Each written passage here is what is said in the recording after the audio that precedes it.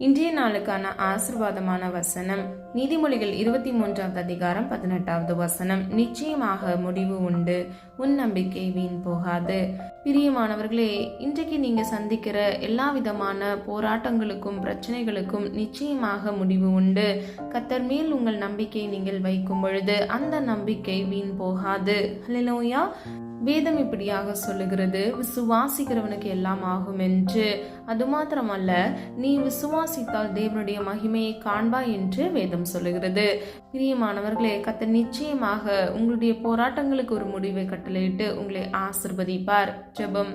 அன்பின் பிதாவே, அப்பா, எங்களை மது கரத்தில் ஒப்பு கொடுக்கிறோம்.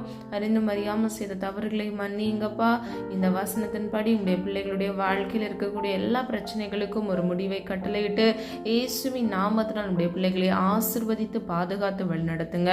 இயேசுவின் மூலம் ஜெபிக்கிறோம் பிதாவே, ஆமீன்.